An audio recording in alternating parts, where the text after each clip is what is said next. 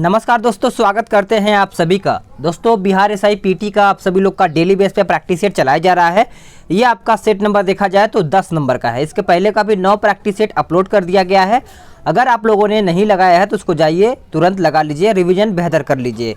इसमें आपको total 100 question देखने को मिलेगा, जो कि आपको यहाँ पे 200 नंबर का है। ठीक है, यहाँ पे 200 नंबर का है, सभी को पता है। एक एक क्वेश्चन को शुरू से अंत तक देखिएगा। अगर आपको पीडीएफ डाउनलोड करना है तो पीडीएफ का लिंक आपको डिस्क्रिप्शन में मिल जाएगा, वहाँ से जा करके आप पीडीएफ को डाउनलोड कर पाएंगे। तो चलिए शुरू कर लेते हैं सेट को। पहला प्रश्न क्या कहता है कि लंबाई की न्यूनतम इकाई क्या है, बताइए। लंबाई की न्यूनतम इकाई क्या है? तो आंसर आपका डी हो जाएगा, फर्मी मीटर। ठीक है, 1 माइक्रोन बराबर 10 के पावर 6 मीटर होता है। नेक्स्ट क्वेश्चन, ध्वनि की तीव्रता को मापने वाला यंत्र कौन सा है? तो आंसर आपका बी हो जाएगा, ऑडियोमीटर। देखिए, ऑडियोमीटर द्वारा ध्वनि की तीव्रता मापा जाता है, जबकि एनीमोमीटर द्वारा वायु के वेग की माप की जाती है। नेक्स्ट क्वेश्चन, पदार्थ के संवेग और वेग के अनुपात में कौन सी भौतिक राशि प्राप्त की जाती है? तो इसका उत्तर हो जाएगा ऑप्शन बी, द्रव्यमान। द्रव्यमान उत्तर आपका यहाँ पे हो जाएगा। नेक्स्ट क्वेश्चन, निम्नलिखित में से किसने न्यूटन से पूर्व ही बता दिया था कि सभी वस्तुएं पृथ्वी की ओर गुरुत्वाकर्षित होती हैं? अब ये कौन आ गया? तो इनका नाम याद रखिएगा, ब्रह्मगुप्त। ब्रह्मगुप्त जो थे ये पहले ही बता दिए थे कि कोई भी वस्तु जो है मतलब पूर्व की ओर मतलब देखा जाए तो कोई भी वस्तु जो है पृथ्वी की ओर गुरुत्वाकर्षित होती हुई पता चल जाएगा। ठीक है। पांचवा प्रश्न, जब किसी झील की तली में उठकर वायु बुलबुला ऊपरी सतह तक आएगा तो उसके आकार पर क्या प्रभाव पड़ेगा? तो उसके आकार पर क्या प्रभाव पड़ेगा? तो वो बढ़ेगा। आंसर आपका बी हो जाएगा। देखिए, तली की अपेक्षा ऊपर की ओर दाब घटने लगता है, जिसके कारण वायु के बुलबुले का आयतन बढ़ जाता है, जिसके आकार बढ़ जाता है। ठीक है। नेक्स्ट क्वेश्चन, दाढ़ी बनाने के लिए उपयोग लिया जाने वाला जो दर्पण होता है, निम्न में से कौन सा दर्पण होता है? यानी जो शीशा मानिए या दर्पण मानिए, आप बताइए इसका उत्तर क्या होगा? तो अवतल दर्पण होगा। अवतल दर्पण जैसे मान के चलिए ये आपका शीशा है, मिरर है। इसमें क्या होता है कि बड़े बड़े चीज़ दिखाई, जैसे आप यहाँ पे फेस अपना मतलब दाढ़ी बना रहे हैं तो इसमें बड़ा दिखाई देगा। अगर आप बाइक का शीशा लेंगे, वो मान के चलिए बाइक का शीशा इस तरीके से होता है, तो इसमें आपका चेहरा जो है एकदम छोटा दिखाई देता है, क्योंकि ये दूर की चीज़ों को कैप्चर करता है, ये कम चीज़ों को कैप्चर कर पाता है, जो दाढ़ी बनाने वाला शीशा होता है। तो इसको आप इस तरीके से समझ पाएंगे। चलिए आगे देख लेते हैं कि एक रडार जो शत्रु के वायुयान की उपस्थिति का पता लगाता है, निम्न में से किस तरंग का प्रयोग करता है? तो देखिए, इसका आंसर हो जाएगा ऑप्शन सी, रेडियो तरंग। याद रखिएगा, रेडियो तरंग। चलिए आगे देख लेते हैं अगला प्रश्न क्या कहता है। अगला प्रश्न क्या है? 8 नंबर कहता है, आपस में जुड़ी दो आवेशित वस्तुओं के बीच विद्युत धारा नहीं प्रभावित होती है, यदि वे। तो देखिए, इसका उत्तर जब आप करेंगे तो इसका उत्तर हो जाएगा ऑप्शन डी, समान विभव पर। देखिए, ओम के नियमानुसार विभव आप याद रखिएगा।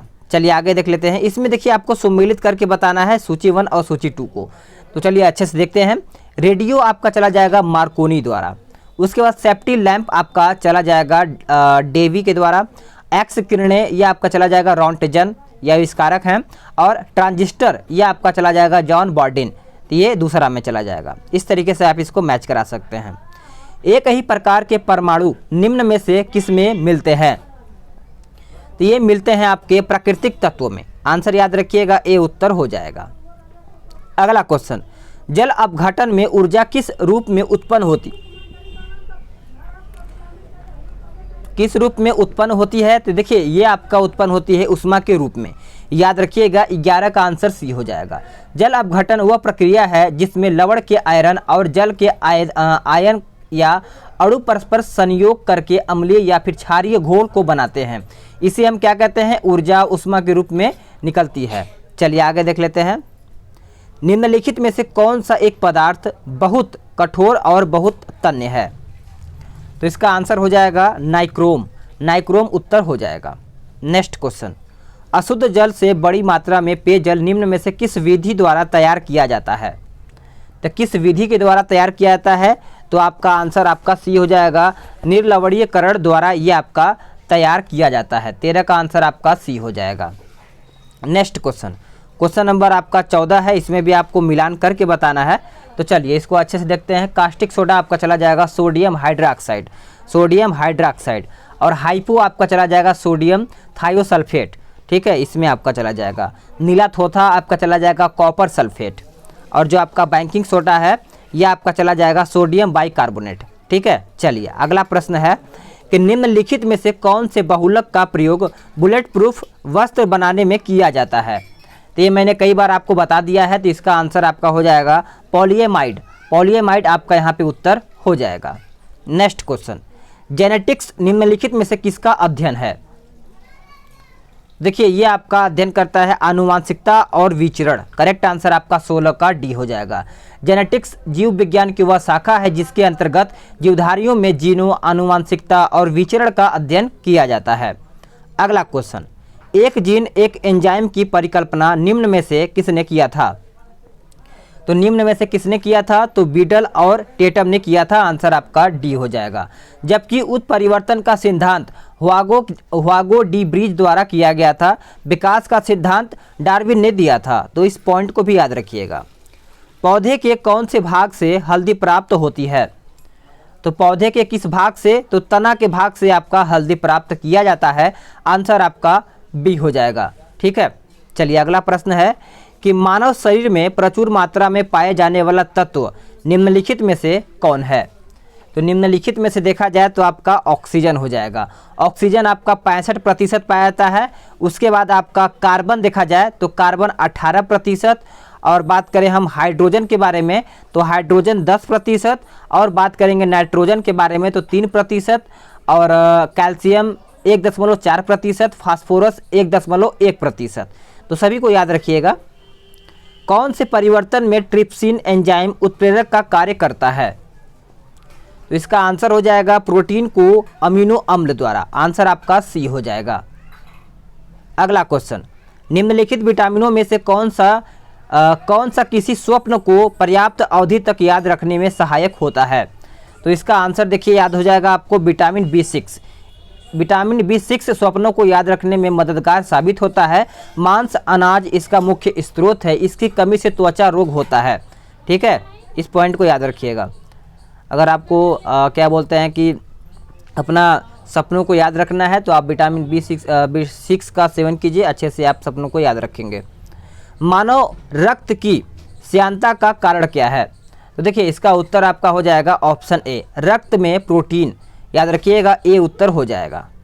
मानव गुर्दे में पथरी निम्न में से किसकी वजह से बनती है। तो ये सभी को पता होना चाहिए कि मानव गुर्दे में जो पथरी है वो किसकी वजह से बनती है। तो इसका आंसर हो जाएगा option A, calcium oxalate, correct answer आपका ए हो जाएगा। नेक्स्ट क्वेश्चन, क्वेश्चन नंबर 24 कहता है कौन सी ग्रंथि दुग्ध निष्कासन हार्मोन ऑक्सीटोसिन का स्त्रावण करती है। तो राइट आंसर आपका हो जाएगा पीयूष ग्रंथि। देखिए पीयूष ग्रंथि को शरीर का मास्टर ग्रंथि भी कहा जाता है क्योंकि यह शरीर को समस्त अंतःस्रावी ग्रंथियों का संचालन करता है। इसके द्वारा स्त्रावित होने वाला ऑक्सीटोसिन हार्मोन इसके अग्र पिंड द्वारा स्त्रावित होता है, तो इसको याद रखिएगा। पृथ्वी पर अधिकांश ऑक्सीजन निम्न में से किसके द्वारा उत्पादित होता है। चलिए बताइए। तो देखिए इसका आंसर हो जाएगा ऑप्शन सी, शैवालों से, शैवालों से उत्तर हो जाएगा। निम्नलिखित में से कौन सा सेल समूह में भारत यानी समूह भारत में धात्विक खनिजों का प्रमुख स्रोत है। तो राइट आंसर आपका धारवाड़ समूह हो जाएगा। क्या हो जाएगा, धारवाड़ समूह हो जाएगा आप सभी लोग का आंसर। नेक्स्ट क्वेश्चन, इसमें भी आपको देखिए घास के मैदान और देश दिया गया है। तो पंपास सभी को पता है ये आपका अर्जेंटीना। उसके बाद पुस्तकाज, ये आपका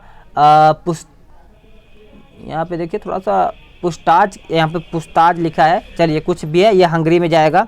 और वेल्ड सभी को पता है दक्षिण अफ्रीका। उसके बाद डाउन्स सभी को पता है ऑस्ट्रेलिया। तो इस तरीके से आप इसको अच्छे से मैच करा सकते हैं। जापान के निम्नलिखित 4 द्वीपों का उत्तर से दक्षिण सही अनुक्रम बताना है। तो इसका आंसर याद रखिएगा आपका होकैडो, होन्शु, शिकोकू और क्यूशु हो जाएगा, आंसर आपका सी हो जाएगा।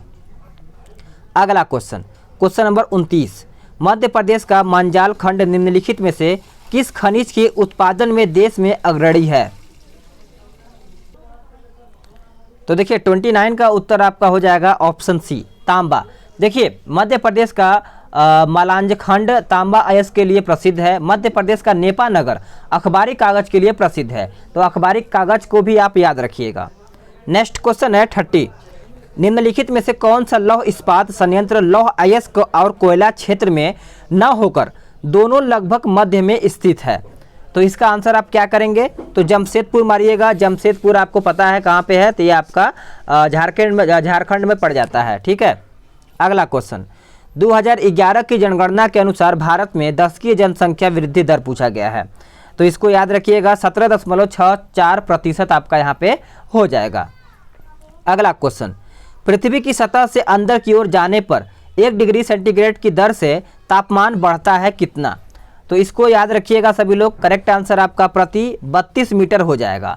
देखिए पृथ्वी के नीचे जाने पर प्रति 32 मीटर की गहराई पर तापमान 1 डिग्री सेंटीग्रेड बढ़ जाता है। क्षोभ मंडल में तापमान की गिरावट की दर देखा जाए तो प्रति 165 मीटर की ऊंचाई पर 1 डिग्री सेंटीग्रेड अथवा 1 किलोमीटर की ऊंचाई पर 6.4 डिग्री सेंटीग्रेड होती है। अगला क्वेश्चन देख लेते हैं। अगला प्रश्न क्या है कि भारत के निम्नलिखित पर्वतों में से कौन सा प्राचीनतम पर्वत है? तो इस पॉइंट को याद रखिएगा। करेक्ट आंसर आपका अरावली हो जाएगा। भारत का अरावली पर्वत विश्व के सबसे पुराने वलित पर्वतों में गिना जाता है। इसकी सबसे उच्च चोटी माउंट आबू के निकट गुरु शिखर है। इसकी ऊंचाई याद रखिएगा 1722 मीटर आपका यहाँ पे हो जाता है। निम्न में से पाक्योंग यानी पाक्योंग विमानपत्तन कहाँ पर स्थित है? तो ये आपका कहाँ पर स्थित है? तो सिक्किम में स्थित है। नेक्स्ट क्वेश्चन, निम्नलिखित में से कौन सा अक्षांश अंडमान द्वीप समूह और निकोबार द्वीप समूह को पृथक करता है? तो करेक्ट आंसर आपका ऑप्शन बी हो जाएगा। चितपावन निम्नलिखित में से किस राज्य की प्रमुख जनजाति है? तो चितपावन, तो याद रखिएगा 36 का आंसर आपका महाराष्ट्र हो जाएगा। राइट आंसर आपका यहाँ पे सी हो जाएगा। चलिए नेक्स्ट क्वेश्चन देख लेते हैं। अंडमान एवं निकोबार द्वीप पर निम्नलिखित उच्च न्यायालय में से किस उच्च न्यायालय का क्षेत्राधिकार है? तो इसका सही उत्तर हो जाएगा ऑप्शन बी, कोलकाता। कोलकाता आपका यहाँ पे उत्तर हो जाएगा। देखिए अंडमान एवं निकोबार द्वीप समूह पर कोलकाता उच्च न्यायालय का क्षेत्राधिकार है, जिसकी सर्किट बेंच पोर्ट ब्लेयर में है।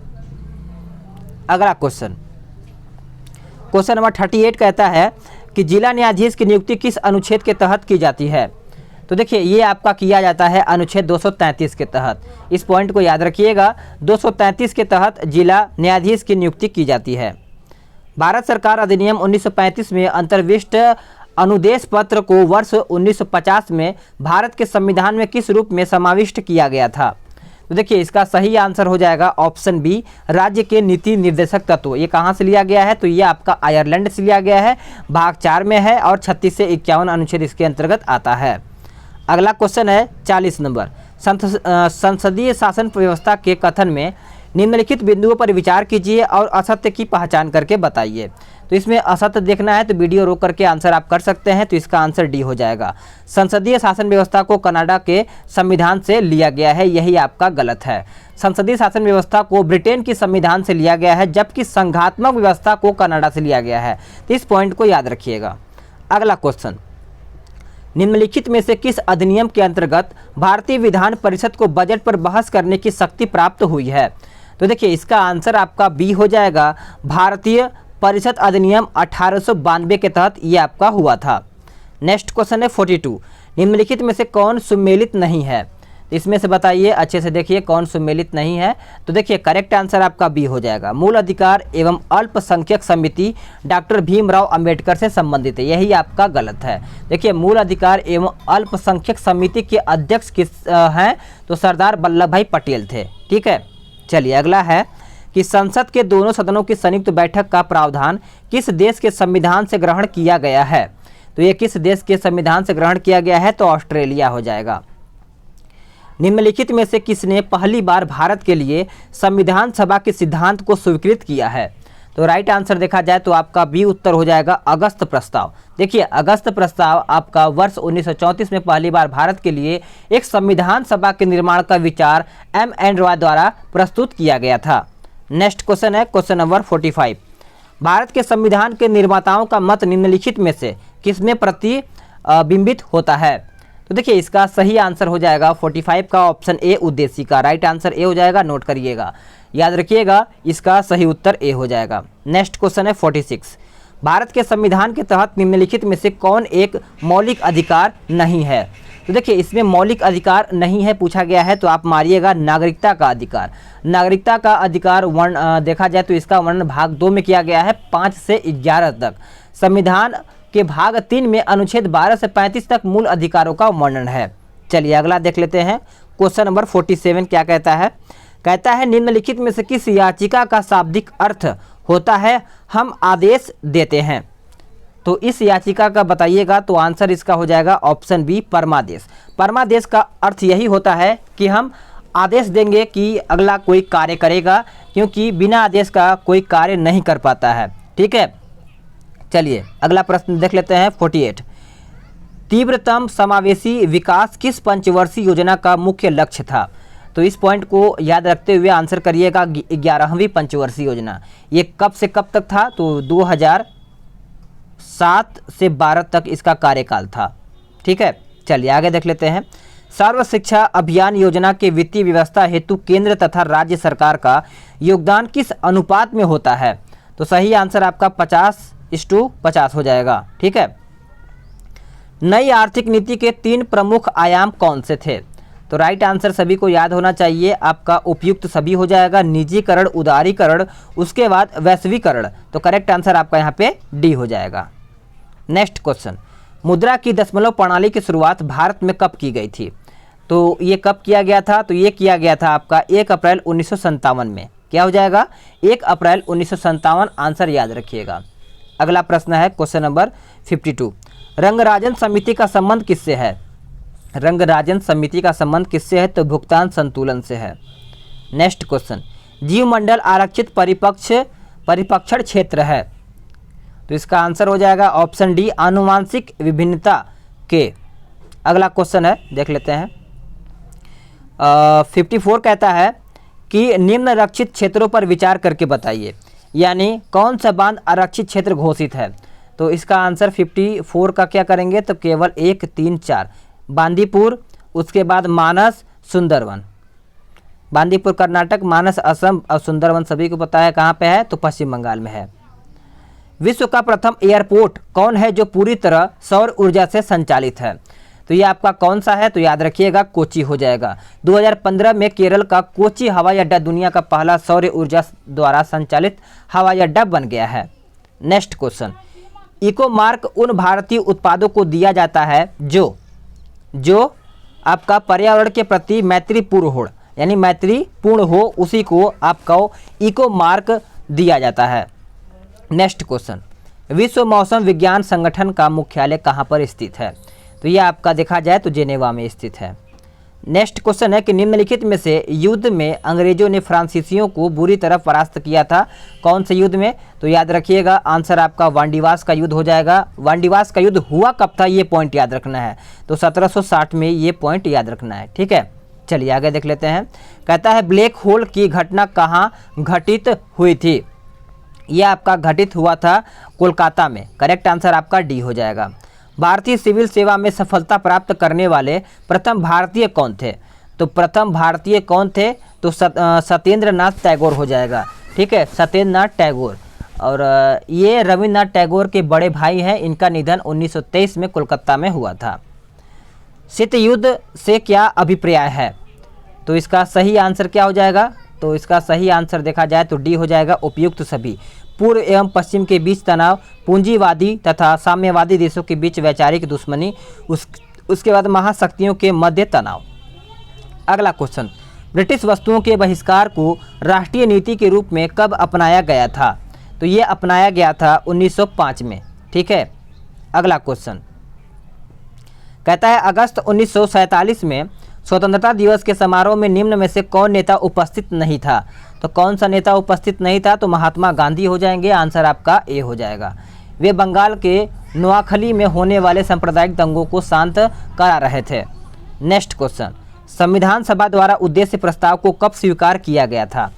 तो ये कब स्वीकार किया गया था, तो 22 जनवरी 1947 को, ठीक है, ये किया गया था तथा इसे 13 सितंबर 1946 को पेश किया गया था। अगला question, All India State People's Conference का गठन कब हुआ था? ये कब गठन हुआ था, तो 1927 में। कब? 1927 में। अगला क्वेश्चन, किस स्थान से एक ही कब्र के 3 मानव कंकाल के साक्ष्य प्राप्त हुए हैं? तो ये अगर आप पढ़ेंगे तो आपको आंसर याद होगा, दमदमा हो जाएगा, आंसर आपका बी हो जाएगा। वस्त्रों के लिए कपास की खेती का आरंभ सबसे पहले कहाँ पर किया गया था? तो ये कहाँ पर सबसे पहले किया गया था, तो ये भारत में किया गया था, याद रखिएगा, वेरी इंपॉर्टेंट आपके लिए बन जाता है। उस जनजाति का नाम बताइए जो ऋग्वैदिक आर्यों के पंचजन से संबंधित नहीं है। तो देखिए इसका आंसर हो जाएगा 68 का ऑप्शन डी, कीकट। कीकट आपका यहाँ पे उत्तर हो जाएगा। प्राचीन भारत में निम्न में से किसने नियमित रूप से सोने के सिक्के चलवाए थे? तो सोने के सिक्के चलवाए थे कुषाणों लोग, यानी कुषाण जो थे वो सोने के सिक्के चलवाए थे, आंसर आपका सी हो जाएगा। और सर्वप्रथम भारत में सोने के सिक्के किसने चलवाए थे? तो हिंद यूनानी शासकों ने चलवाया था। अगला है कि गुप्त युग में भूमि राजस्व की दर क्या थी? तो राजस्व की दर देखा जाए तो 1/6 थी।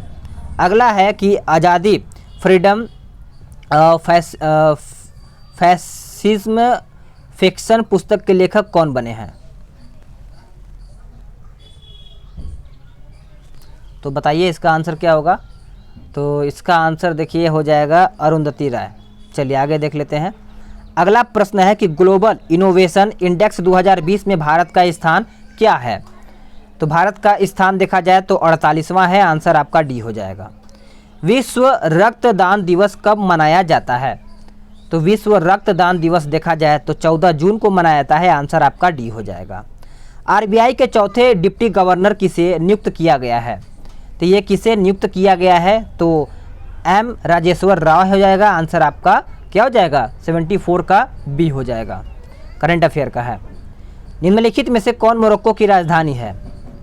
तो मोरक्को की राजधानी सभी को याद होना चाहिए, रबात हो जाएगा। हाल ही में ब्लूमबर्ग के अनुसार दुनिया के सबसे अमीर व्यक्ति कौन बन गए हैं? तो आंसर आपका एलन मस्क हो जाएगा। करेक्ट आंसर आपका यहाँ पे 76 का ए हो जाएगा। देखिए ब्लूमबर्ग के अनुसार टेस्ला तथा स्पेस एक्स के सीईओ एलन मस्क दुनिया के सबसे अमीर व्यक्ति बन गए हैं। इन्होंने जेफ बेजोस को पीछे छोड़ा है। अगला क्वेश्चन है कि हाल ही में किस राज्य में देश का पहले फायर पार्क का उद्घाटन किया गया है?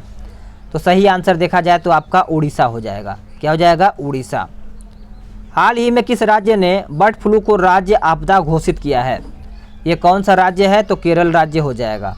और अपना राज्य तो कोई घोषित नहीं किया हो पाया, मतलब चलिए जिस तरीके से चल रहा है वो अच्छा है। किस राज्य सरकार ने भूमि और संपत्ति पंजीकरण के लिए धरणी वेब पोर्टल शुरू किया है? धरणी वेब पोर्टल। तो इसका आंसर क्या करेंगे आप? इसका आंसर सही कीजिएगा। करंट अफेयर का क्वेश्चन है, इसीलिए मैं बोलता हूँ करंट अफेयर भी आपको अपलोड किया जाता है तो उसको भी अच्छे से देखा कीजिए, ठीक है, आपके लिए इंपॉर्टेंट बन जाता है क्योंकि पूरा एडुटेरिया का करंट अफेयर इसमें डाला गया है। तो करंट अफेयर एडुटेरिया वाला जो है उसको आप अच्छे से देखिए, आपको पूरा करंट अफेयर याद हो जाएगा। तेलंगाना हो जाएगा। गोवा की पूर्व राज्यपाल का नाम बताइए जिनका निधन नवंबर 2020 में हुआ और उनका संबंध बिहार से था। तो उनका संबंध बिहार से था, तो मृदुला सिंह हो जाएगा, यानी मृदुला सिन्हा हो जाएगा, आंसर ए हो जाएगा। किस राज्य के ग्रीन एवं व्हाइट टी को जीआई टैग प्रदान किया गया है? तो आंसर आपका पश्चिम बंगाल। करंट अफेयर का है, अच्छे से ध्यान दीजिएगा आप सभी लोग। किस राज्य में देश का पहला अपशिष्ट पोर्टल शुरू किया गया है? चलिए बताइए। तो करेक्ट आंसर आपका तमिलनाडु हो जाएगा। नेक्स्ट क्वेश्चन, किस राज्य सरकार ने साइबर सेफ वुमेन पहल लॉन्च किया है? तो इसका आंसर हो जाएगा ऑप्शन डी, महाराष्ट्र। किस भारतीय हस्ती को आईएएफ को वेटरन पिन सम्मान से सम्मानित किया गया है? तो इसका 84 का आंसर क्या करेंगे आप? तो पीटी उषा मारिएगा, डी उत्तर हो जाएगा। किस उच्च न्यायालय की खंडपीठ ने राज्य के मंदिरों में जानवरों और पक्षियों की बलि देने की परंपरा पर प्रतिबंध लगा दिया है? तो ये कौन सा है? तो याद रखिएगा त्रिपुरा उच्च न्यायालय ने ये प्रतिबंध लगाया है, बहुत अच्छा किया है। किस राज्य ने नोंगपोक सिकमाई पुलिस स्टेशन को भारत का सर्वश्रेष्ठ पुलिस स्टेशन चुना गया है? तो करेक्ट आंसर 86 का देखा जाए तो मणिपुर हो जाएगा। नेक्स्ट क्वेश्चन, पूर्वोत्तर भारत में पहले गाय अस्पताल का उद्घाटन कहाँ पे किया गया है? तो ये कहाँ पर किया गया है? तो इसका आंसर याद रखिएगा असम में हुआ है। नेक्स्ट क्वेश्चन, बिहार राज्य सरकार ने पानी और मिट्टी को टेस्टिंग करने के लिए कृषि संजीवनी वैन की शुरुआत की है।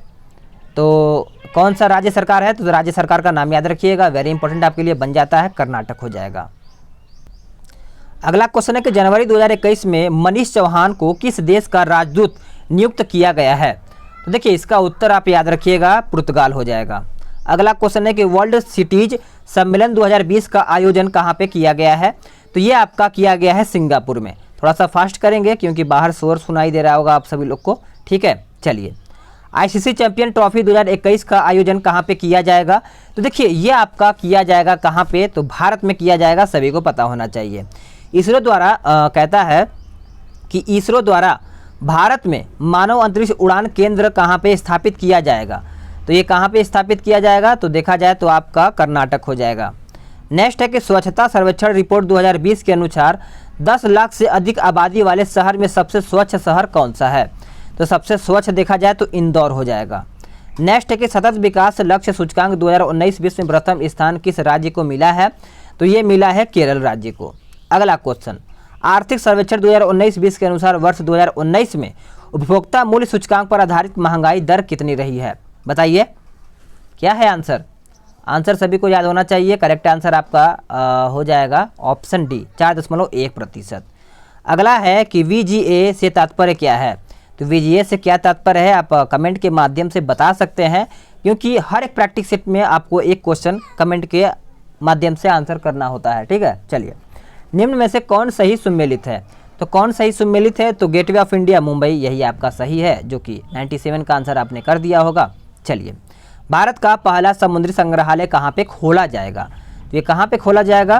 तो ये आपका खोला जाएगा गुजरात में। संयुक्त राष्ट्र औद्योगिक विकास संगठन का मुख्यालय कहाँ पर स्थित है? तो ये आपका स्थित है वियना में। अगला है कि संयुक्त राष्ट्र संघ के कितने अंग हैं? तो ये कितने अंग हैं? तो 6 अंग हैं, आप याद रखिएगा। आप सभी लोग का 100 क्वेश्चन समाप्त हो गया है। कल आपका क्या बोलते हैं 11 नंबर का प्रैक्टिस सेट चलेगा, याद रखिएगा, ठीक है। और हाँ, वीडियो को लाइक करिए, शेयर करिए। अगर आपने PDF डाउनलोड नहीं किया है तो PDF का लिंक आपको डिस्क्रिप्शन में है, उसको जल्दी से डाउनलोड कर लीजिए और अपना स्कोर डेली बेस पे बताया कीजिए। तो चलिए नेक्स्ट वीडियो में जल्दी ही मिलते हैं।